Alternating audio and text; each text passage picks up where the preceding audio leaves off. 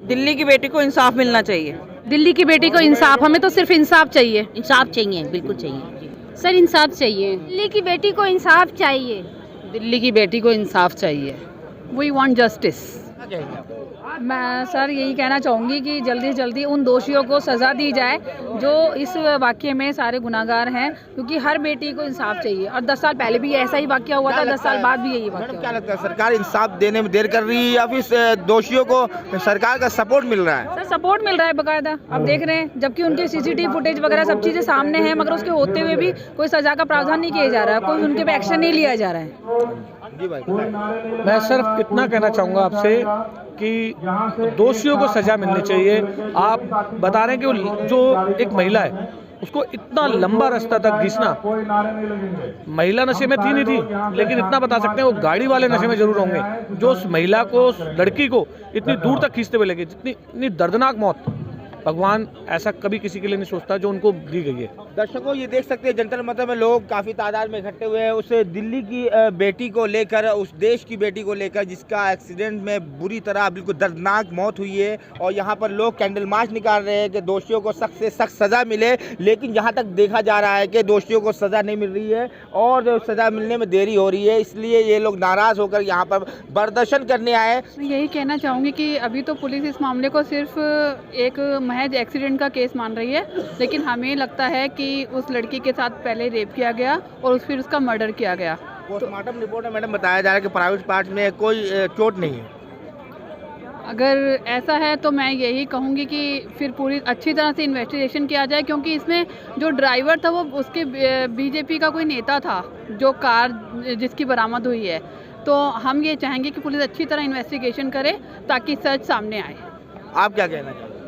बस यही कि ये मतलब एक इंसानियत, वैसे भी क्या बताऊँ मैं तो मेरे पास शब्द ही नहीं हो रहे हैं। और दिल दहलाने वाला। हाँ, दिल दहलाने वाला, इतनी मतलब भयानक मौत, मतलब एक शर्मसार मौत कहते हैं। अगर मान लो कुछ भी है, एक्सीडेंट भी था तो बेहद ही मतलब क्या बोलूँ गलत तरीके से था, तो उसके लिए इंसाफ होनी चाहिए। पुलिस अपनी कार्रवाई करे। पुलिस की कहीं ना कहीं लापरवाही थी जितनी दर्दनाक मौत हुई है उसकी, इसलिए मैं चाहती हूँ कि बस उसको इंसाफ मिले। क्या एक स्कूटी पे टक्कर लगी तो क्या एक कार से स्कूटी पे टक्कर लगती है तो क्या पता नहीं चल पाता है? जाहिर सी बात है तो, लेकिन 4 किलोमीटर तक उसको घसीटा गया। कार से तो एक कंकड़ भी नीचे आ जाए तो वो भी पता चलता है, और एक लड़की बाकायदा अगर गाड़ी के नीचे आ गए और इतने नशे में धुत तक उसको पता ही नहीं चला, और 4 किलोमीटर तक कोई पुलिस नहीं थी। इतना दर्दनाक मौत हम तो कल्पना भी नहीं कर सकते। जी मैडम। सर हर जगह पर सीसीटीवी कैमरा लगा हुआ है, एक बार कैमरे में देखा जाए उस घटना को और पूरी इंक्वायरी की जाए अच्छी तरीके से। ठीक है सर। आप क्या कहेंगे? मैं तो यही कहूँगी कि उस बच्ची को इंसाफ मिलना चाहिए, लेकिन जो ये कह रहे हैं कि एक्सीडेंट है, महज है कि एक्सीडेंट, हमें नहीं लगता कि ये एक्सीडेंट है। अगर ये एक्सीडेंट है, एक लड़की और उनके साथ थी, वो टक्कर होके वो कैसे गिर गई और ये कैसे गाड़ी के नीचे एकदम आ गई और 4 घंटे तक वो इतनी दर्दनाक मौत, ये असहनीय है। जो जिस लड़की का एक्सीडेंट हुआ है उसकी जो दोस्त है वो बता रही है कि नशे में थी, हालांकि पोस्टमार्टम रिपोर्ट ने इसको खारिज कर दिया कि नशे में नहीं थी। वो निधि जो वो बोल रही है वो बिल्कुल सरासर गलत है। लड़की नशे में, क्या वजह क्यों ऐसा बोल रही है? उसके दोस्त थी। सुनने में ये भी आ रहा है कि आपस में इन लोगों की लड़ाई भी हुई थी, जो हमें सुनने को मिल रहे थे, को हमने तो देखा नहीं है। बट मेरा कहने का मतलब ये है कि जो ये मौत हुई है बहुत दर्दनाक है और इसका इंसाफ होना चाहिए, और उसके इंसाफ के लिए हम आज यहाँ पे खड़े हैं, क्योंकि हर बार हम अपनी बेटियों को घर में सेफ, हमें तो फिर घर से बाहर निकाल नहीं सकते, हम कहीं भेज ही नहीं सकते अगर इसी तरीके से कांड होते रहेंगे तो हम तो सरकार से यही गुहार लगाने कि इंसाफ मिलना चाहिए उनके परिवार को। सरकार इंसाफ की उम्मीद जब लगा रही है, सरकार इंसाफ करने में देरी कर रही है। देखो जी, भारत सरकार तो ये कहती है बेटी बचाओ बेटी पढ़ाओ। आप ये बोलते हो कि बेटी बचाओ, कैसे बेटी सेफ रहेगी? क्या बेटी अगर पढ़ लिख के जॉब करने जा रही है, अगर वो लेट नाइट आ रही है तो उस तरीके के हादसे होंगे, तो हम कैसे अपनी बेटियों को बाहर भेजेंगे? तो हमारी तो यही गुहार है कि भाई इंसाफ होना चाहिए, बस हमें तो हम तो यही कहते हैं। बहुत ज़रूरी है, दिल्ली में बहुत ज़्यादा शर्मिंदगी की बात है और इंसाफ उसको मिलना चाहिए, बिल्कुल मिलना चाहिए। दिल्ली की बेटी को इंसाफ मिलना चाहिए, और ये जो कह रहे हैं गाड़ी के नीचे अगर पत्थर भी आ जाता है ना तो ड्राइवर को पता लग जाता है। 47 मिनट तक लड़की गाड़ी के नीचे फंसी रही है। आप क्या कहेंगे? देखिए ये बहुत शर्मिंदगी की बात है हमारे लिए, हम महिलाओं के लिए भी, कि हम एक लड़की के लिए इतनी बड़ी आवाज़ नहीं उठा पा रहे कि उसको इंसाफ मिल सके।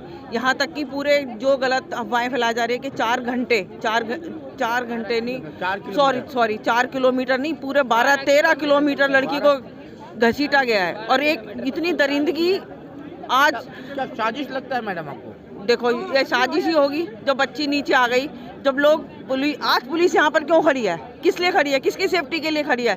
जब उसको फ़ोन किए जा रहे थे पुलिस को, 22 कॉल की गई, किसी ने 18 कॉल की, किसी ने 22 कॉल की, तब वो पुलिस कहाँ पर थी? क्या लगता है सरकार का सपोर्ट है दोषियों को? देखो सपोर्ट हो या ना हो, अगर ये भारत सरकार का ये नारा है बेटी बचाओ और बेटी पढ़ाओ, तो उसका उद्देश्य क्लियर होना चाहिए।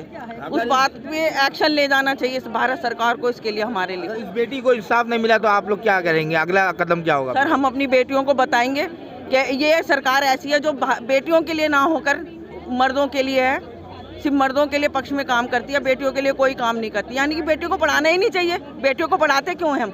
शादी कर दो फिर तो 18 साल की होने के बाद ही उनकी क्यों पढ़ाया जाए बेटियों को, क्यों घर से बाहर निकाला जाए? जब बेटियों की सेफ्टी नहीं है, चाहे वो बेटी है, चाहे वो महिला है, चाहे कोई भी है। अभी आप देखें ना, बेंगलुरु में भी एक लड़की की हत्या कर दी गई चाकू मारकर कॉलेज के अंदर। तो क्या कर सकते हैं हम लोग इसमें? बहुत अफसोसजनक। चलिए।